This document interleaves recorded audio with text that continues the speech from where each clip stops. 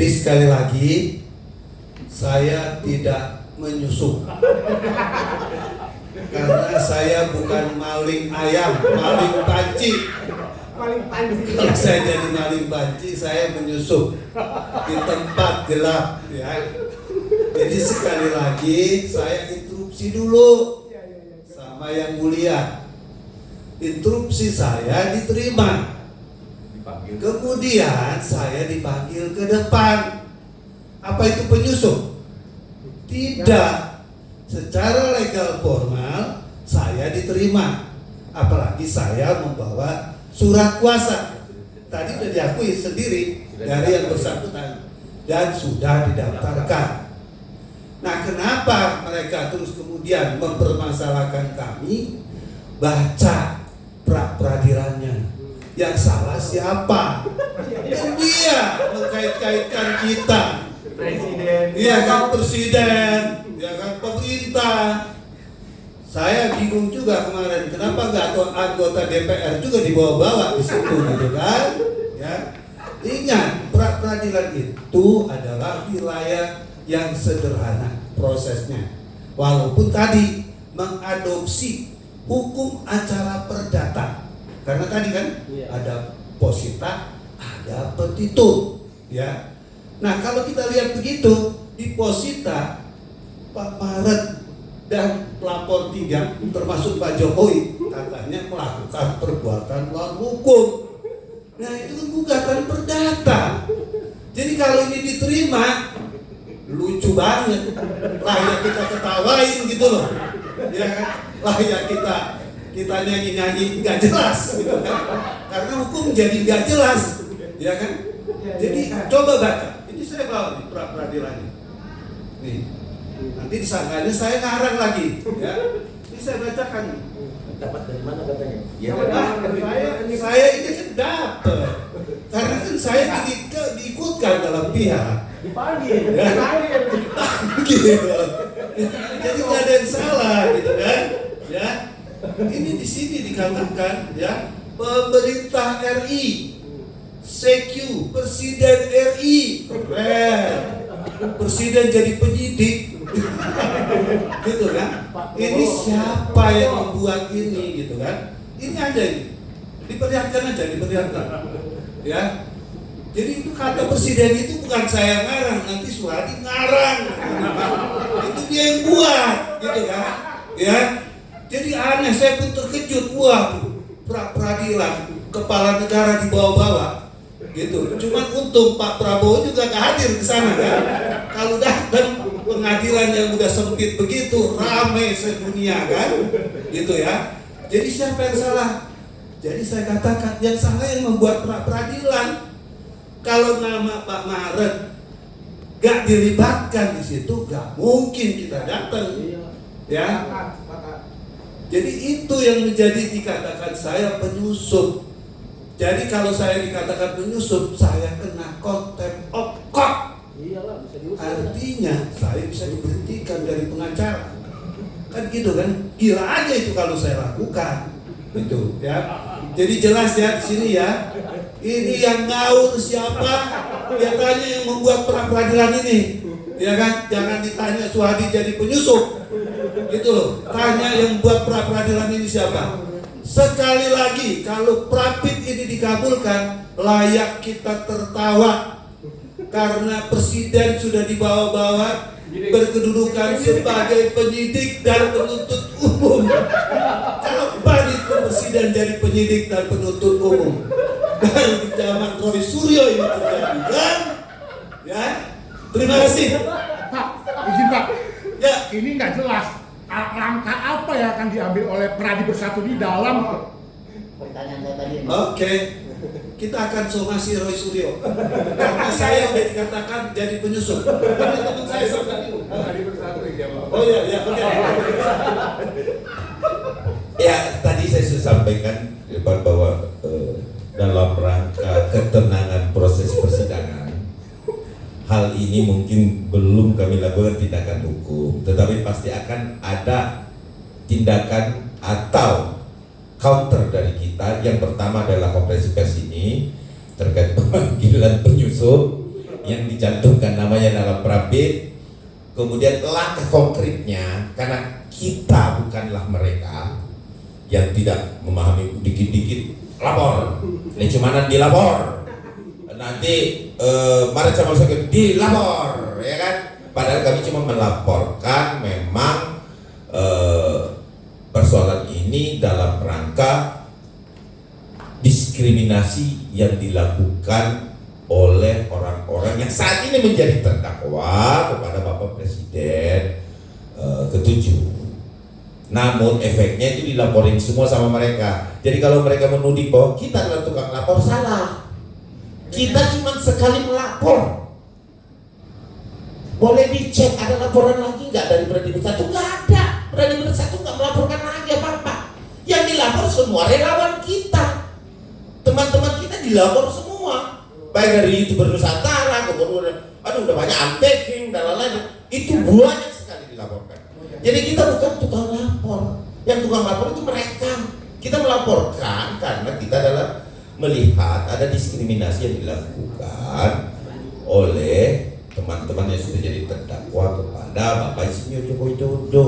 Clear. Dan kalau ini kita akan pertimbangkan. Karena kita ngapain kita melapor kalau pers conference? Kita kalau mau melapor nggak perlu ke press conference, nanti kita langsung lapor saja. Tetapi kita pertimbangkan, kata Pak Suwadi tadi sudah akan mensumasi. Tapi ini adalah pembelajaran. Ini hanyalah khusus konferensi pers ini adalah menjawab tudingan yaitu penyusup. Ya, kita jawab hari ini dengan konferensi pers lebih elegan, tentu, dan memberikan pembelajaran agar disinformasi di masyarakat bahwa ada penyusup itu tidak ada. Seperti itu. Oke, Pak Suwadi, bisa dipertegas nggak kalau Bapak bukan penyusup? Bisa. Coba. Kenapa? Pertama, sebelum saya masuk ke ruang sidang, instruksi dulu. Instruksi yang mulia. Saya pun pihak. Akhirnya yang mulia meminta saya ke depan menjelaskan kedudukan saya. Saya jelaskan di sana. Jadi kalau saya sudah dapat izin dari pengadilan, dari yang mulia, hakim yang memeriksa perkara, sah menurut hukum. Kecuali diam-diam kayak tikus got, saya masuk, tiba-tiba saya nongol, saya baru interupsi di situ. Saya salah. Saya dari belakang. Jadi interupsi, angkat tangan dulu, interupsi, kemudian diizinkan. Sah menurut hukum, sah. Saya bawa surat kuasa dan kemudian dapat izin dari pengadilan. Jelas? Ada undang-undang nggak mengatur itu bahwa Bapak sah sebagai Hukum acara yang mengatur seperti itu. Ada nomor berapa, Pak?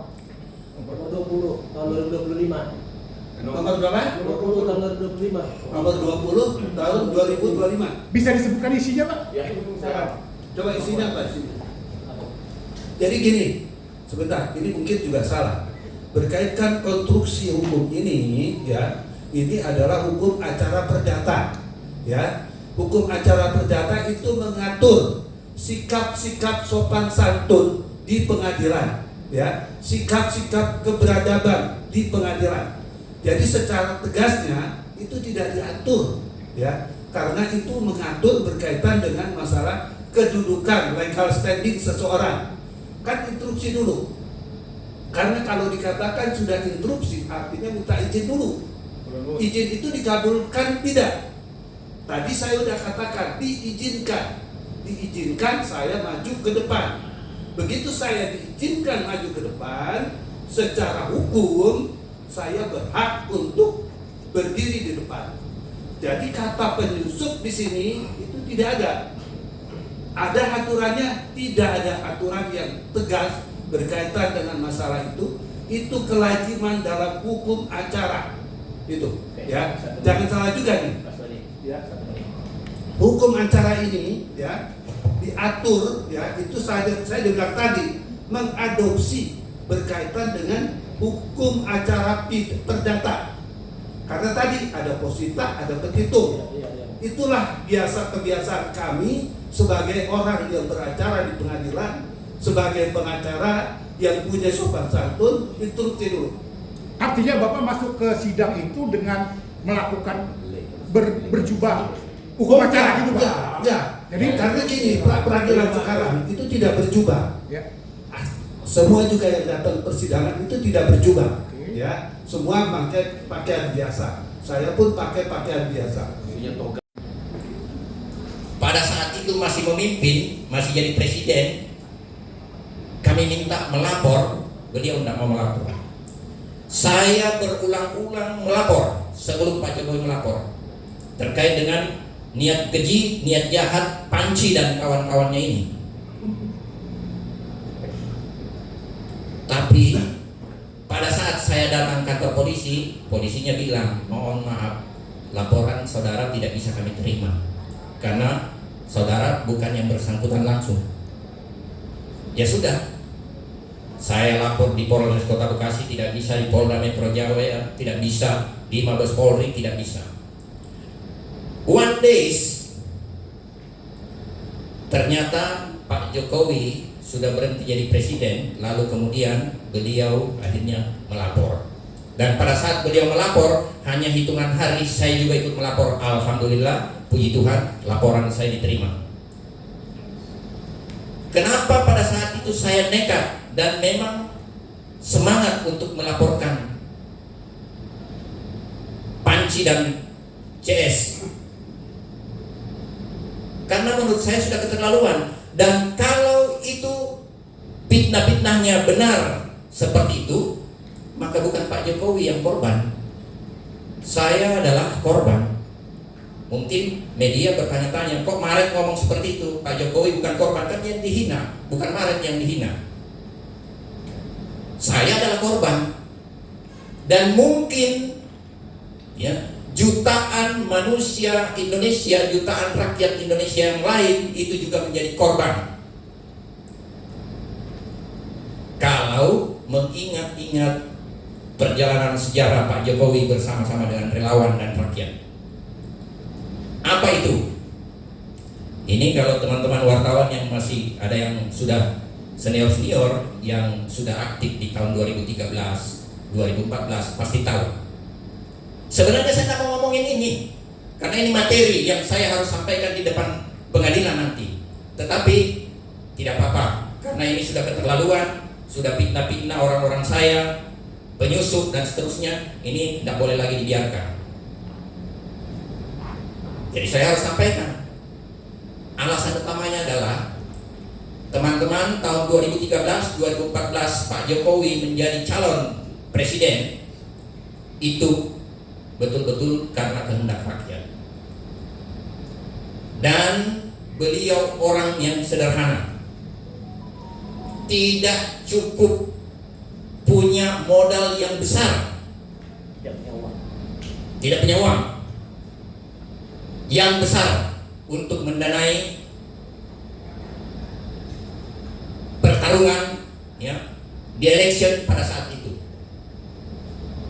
bersama-sama dengan Pak JK meskipun wakil tajir. Pada saat itu Pak Jokowi membuka rekening. Nih kawan-kawan, saya ulang lagi. Pada saat itu Pak Jokowi membuka rekening untuk berkampanye. Karena dia merasa bahwa rakyat sayang sama beliau. Dan setiap orang yang menyayangi beliau pada saat itu, khususnya bagi kami relawan yang saat itu JPK, Jokowi Presiden itu, makanya hari ini menjadi Jokowi Jaringan Pendamping Kebijakan Pembangunan itu JPKP, kami turut andil memberikan kontribusi sumbangan kami kepada Pak Jokowi melalui rekening itu. Dan angkanya patung-patungan dari relawan bukan kecil. Dari kami sendiri JPKP waktu itu sekitar 26 juta sekian. Kwitansi bukti transfer hari ini aslinya masih ada.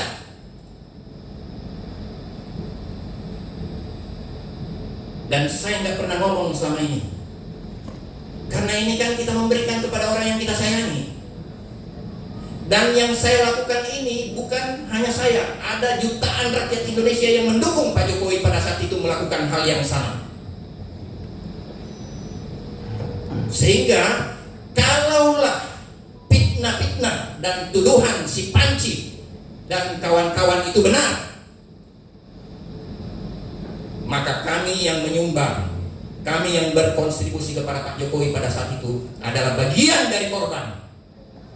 Kami ditipu, kami sudah merasa bahwa itu orang baik, tidak seperti yang dituduh-tuduhkan selama ini. Jadi kalau terbukti ijazah itu palsu, ijazah itu tidak benar, maka saya dan relawan-relawan saya di seluruh Indonesia, JPKP adalah korban. Makanya saya lapor polisi, karena saya merasa kalau ini benar, saya adalah korban. Ngapain saya nyumbang-nyumbang orang yang ternyata tidak benar, ijazahnya palsu. Saya selama ini diam, kawan-kawan semua media, saya diam, tidak mau terlalu masuk ke dalam substansi perkara, materi dan seterusnya. Tapi karena ini si Panci, ya sudah keterlaluan bagi saya harus bicara. Dan Pak Suhadi adalah bagian dari perjuangan kami. Tim kuasa hukum Merah Putih adalah bagian dari perjuangan kami. Seterusnya, saya mau sampaikan kepada siapa itu yang bilang Marek Samuel Sweken itu hanya bikin gaduh. Ada pengecualian terkait dengan laporan-laporan yang lain selain Pak Jokowi, katanya diabaikan oleh jaksa. Apa dibilang ada kemarin? Palamo PA. Enak aja laporan saya katanya diabaikan oleh jaksa. Itu kan versi Panci dan kawan-kawan. Hanya bikin gaduh katanya. Nanya legal standing di TV dan segala macam. Saya bilang sama kawan-kawan, saya tidak mau muncul di TV. Tapi kalau bicara terkait legal standing, ini si Panci ini repot urusannya. Tapi kan saya ini adalah seorang profesional yang fokus untuk bekerja saja. Sudah cukup ada orang ahli yang cukup expert, Pak Suhadi, ada Kunang, terus Pak Edi, tim kuasa hukum Merah Putih. Untuk apa sebetulnya kalau nggak profesional? Ini orang-orang ahli semua, sepuh-sepuh semua, apalagi bergaul dengan Herder nih, Ade ini wah. Iya kan? Kawan-kawan semua kan taunya Ade gitu loh kan? Lecu. Udah, ngapain saya muncul-muncul? Saya cukup cari nafkah aja. Gitu loh. Bikin gaduh, katanya bikin gaduh. Nah, maksud saya, kenapa saya akhirnya panjang lebar menyampaikan ini? Ya, karena sudah dituduh, sudah difitnah perusuh, sudah difitnah bikin gaduh dan segala macam. Yang bikin gaduh itu si Panci. Bukan saya, bukan kami yang pelapor. Ini kami bagian dari orang yang berjuang supaya fitnah-fitnah tidak berulang lagi kepada pemimpin-pemimpin lain. Seperti itu kira-kira. Jadi saya rasa apa yang dituduhkan oleh Panci, ya, bikin gaduh dan semua yang selalu ngomong termul Panci-Panci dan segala macam itu bagi saya sudahlah, tunggu aja di besi. Terakhir, apa yang disampaikan oleh Pak Suhadi, karena saya bagian dari turut termohon memberikan kuasa resmi kepada Pak Suhadi dan kawan-kawan dalam hal ini mewakili tim kuasa hukum Merah Putih, ya, terseret-seret namanya dalam pra peradilan itu dan sudah diinterupsi pada saat itu kepada hakim yang mulia. Karena bagi saya dengan terbawa-bawanya itu yang harusnya tidak terbawa-bawa, cukup penyidik saja. Kalau kamu mau protes penyidik, ya penyidik aja, nggak usah bawa-bawa kami. Karena ini sudah dibawa-bawa dan maksudnya menurut saya bukan orang hukum, menurut saya ini sudah cacat bos, sudah cacat bawa nama saya masuk di pra peradilan, udah, sehingga tidak dalam rangka intervensi apa yang berproses di pengadilan, tapi ini patut ditolak. Ini tidak bermutu pra peradilan ini.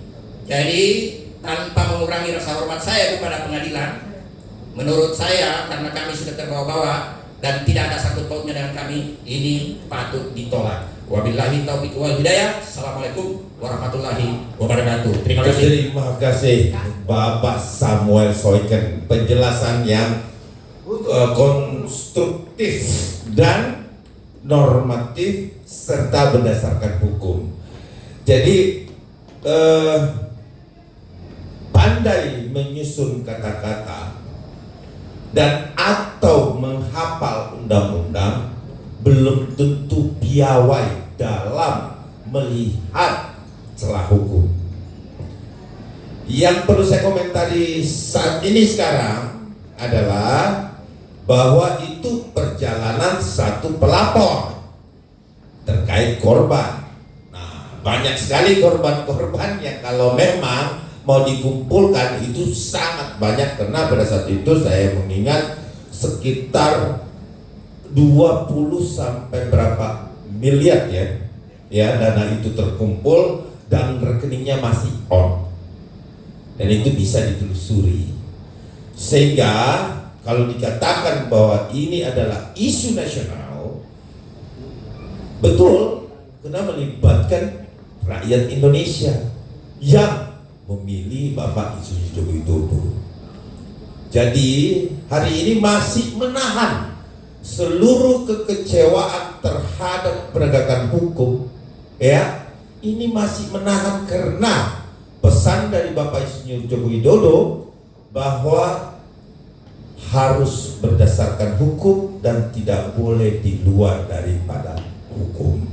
Sehingga kondusivitas ini kami tetap jaga. Nah, di sini juga hadir salah satu relawan yang cukup lama, pencetus relawan.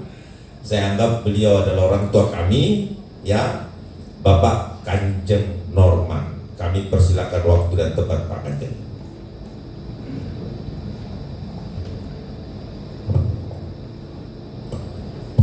Terima kasih. Assalamualaikum warahmatullahi wabarakatuh. Saya sebagai relawan senior, begitu pengadilan kemarin, Roy Suryo cuap-cuap di mana-mana itu, di media, di apa, wah ada penyusup, itu yang berkembang. Ada tribul, bikin gaduh, kaget saya. Teman-teman relawan di daerah pada nelpon saya semua. Siapa penyusupnya? Enggak, masih singkat dulu. CS. Wah, saya bilang ini kalau benar ini rusak mengenai relawan ini. Kalau enggak benar, ini pencemaran nama baik relawan. Sadis. Saya kontak akhirnya, minta kasih.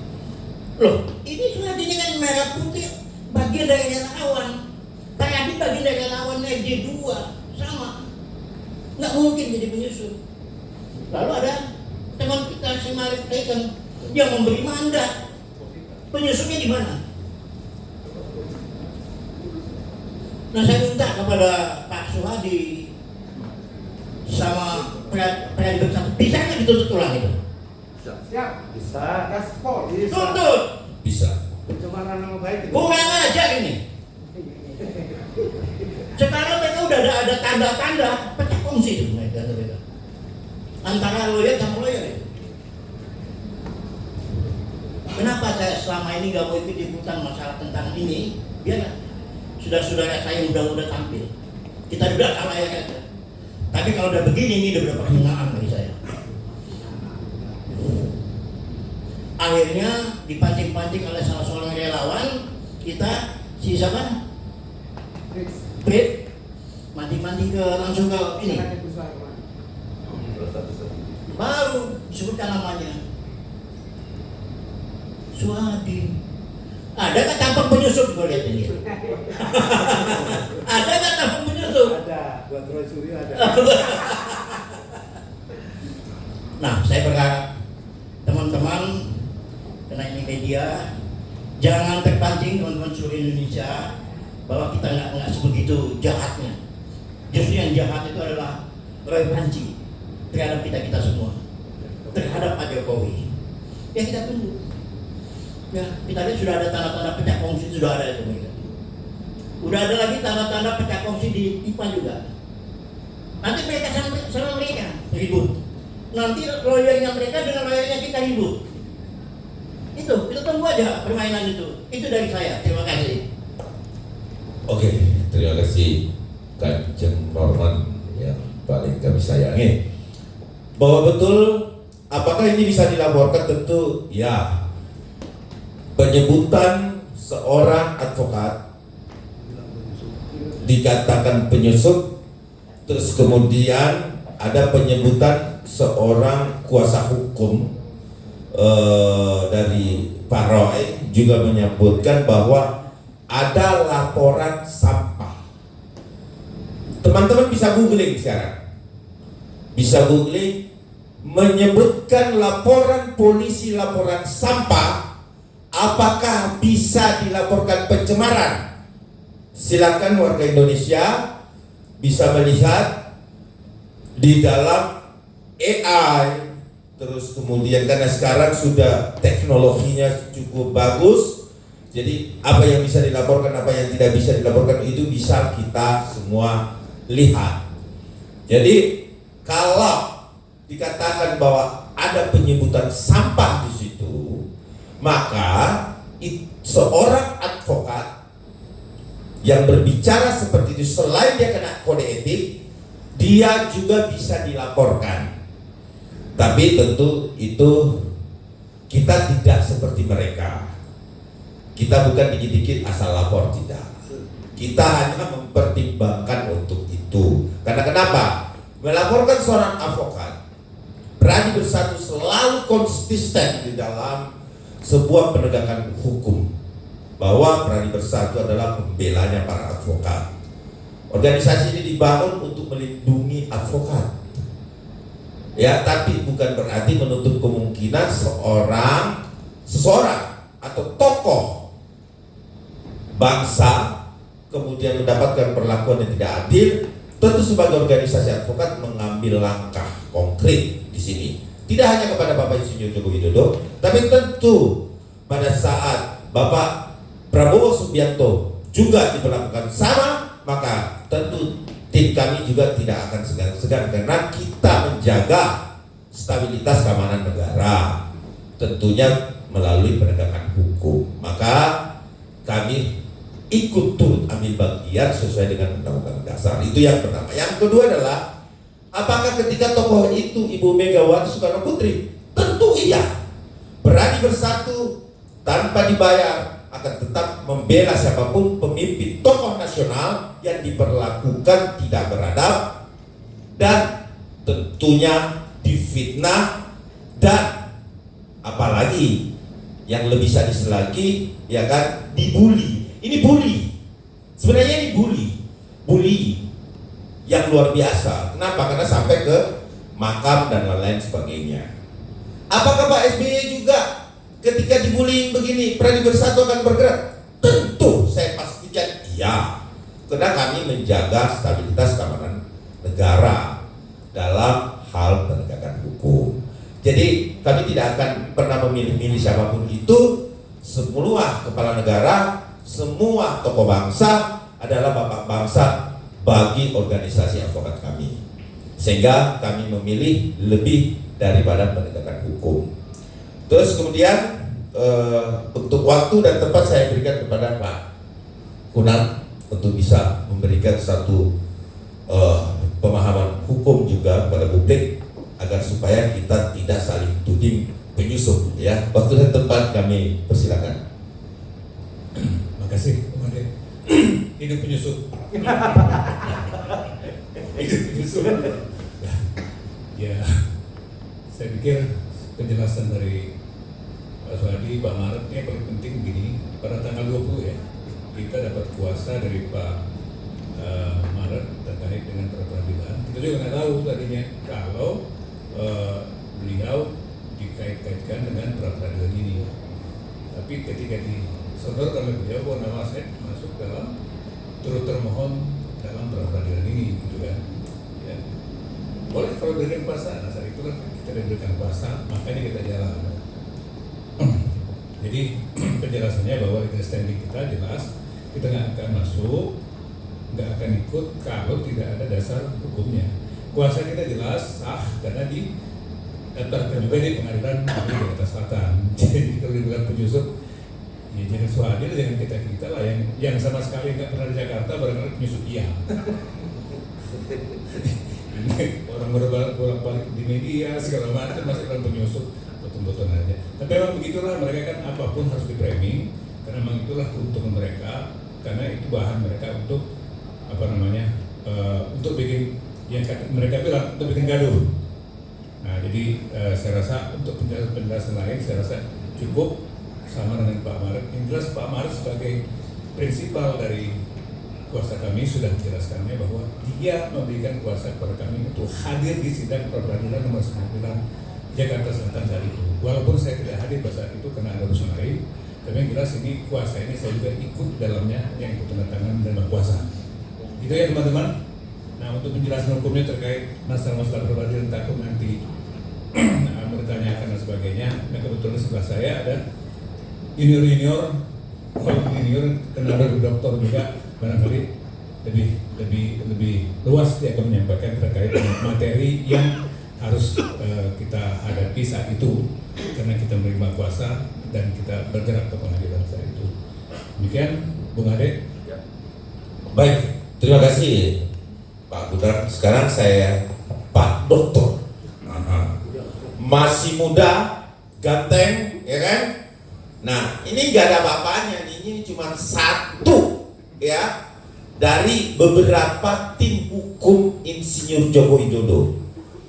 Ya, banyak banget dokter-dokternya, profnya apalagi, waduh banyak banget. Tapi kami yang diminta maju. Jadi untuk Roy Suryo dan Dokter Tima cukup kami aja. Nah, sekarang ada salah satu dokter kami yang masih muda, coba dijelaskan dulu mengenai legal standing dan lain-lain. Waktu dan tempat saya berikan. Terima kasih. Baik, terima kasih abang saya yang paling ganteng. Saya selalu lihat kalau di TV kalau nggak ada Bang Ade, nggak ada Bang Rame, nggak ada Bang Ade. Nah, gitu. Karena kalau nggak ada Bang Ade, saya langsung lihat YouTube, nggak usah, malas kan nggak asik gitu. Nah jadi terima kasih buat para senior saya, Bang Ade, abang saya paling saya hormati, Bang Kanjeng Norman, Bang Ngaret, dan pimpinan kita di tim hukum Merah Putih, Pak C. Suhadi. Saya sebenarnya 3 hari kemarin kena telepon dulu kan, kebetulan kita banyak teman-teman senior advokat ya menelpon kepada kita kan, kalau ke Pak Suhadinya mungkin sibuk beliau, jadi teleponnya ke saya, bahkan Pak Unang. Bro, itu kok Pak Suhadi masuk ke intervensi, sejak kapan pra-peradilan boleh diintervensi? Aduh, tunggu dulu, sabar. Kita itu mengambil suatu intisari media, kita harus baca keseluruhan, bagian dari pembelajaran. Nanti kita akan klarifikasi terkait intisari dari bahasa media tersebut, apakah benar senior kita sekelas Pak Suhadi melakukan intervensi, bahkan penyusup Pak. Saya bilang waduh ini rendah banget kita sebagai junior beliau merasa waduh kita harus muncul. Saya kutip Bang Ari tadi kita bilang dokter, sebenarnya Bang kita biasa-biasa aja, bagian dari publikasi Bapak Presiden ke-7 kita selalu harus low profile, karena itu junjungan kita mengatakan kita harus selalu low profile rendah hati, kita tidak boleh terlalu mau meninggikan diri, merasa diri kita pintar. Walaupun kita dokter, kita merasa kita hanya banyak belajar aja. Ini banyak pakar-pakar hukum kita, para senior. Tapi karena saya dipanggil, Dek, kamu harus muncul, sampaikan bagian dari dedikasi kamu yang belajar bertahun-tahun agar masyarakat itu paham bahwa pra-peradilan itu mekanismenya seperti apa. Nah, saya sampaikan ke Pak Suhadi, pimpinan, kalau pra-peradilan ini kita masuk intervensi, ini memorinya mereka ini udah keliru banget ini. Mana bisa, emang kita PT UN?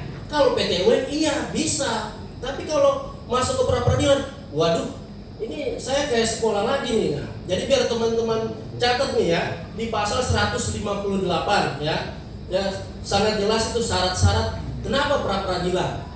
Ya, justru bahkan saya ngomong sama Pak Suhadi, Pak, kita aja yang pra-peradilan, kenapa? Biar yang bersangkutan itu ditahan, gitu. Syarat untuk dia pra-peradilan untuk dia bisa ditahan, bisa juga ada syaratnya. Nah Nah, saya kasih jelas dalam pasal 100 Undang-Undang Nomor 20 Tahun 2025 KUHP yang baru. Ini biar masyarakat paham nih. Kita juga bisa melakukan pra peradilan dengan yang bersangkutan bisa ditahan. Kenapa? Mengulangi perbuatan pidana. Catat ini, mengulangi perbuatan pidana dengan terus tampil di media. Kita nggak larang tampil di medianya, tapi dengan melakukan edukasi pemberitaan bohong. Nah, catat ini bukan soal ijazah apa, bukan. Ini soal berita bohong yang dia lakukan berulang-ulang. Kita sebagai orang yang belajar banyak di dunia ilmu hukum, kita tidak bilang pintar ya, belajar banyak. Ini sudah harusnya saya minta kepada Ketua Pengadilan Negeri Jakarta Selatan untuk melakukan penahanan.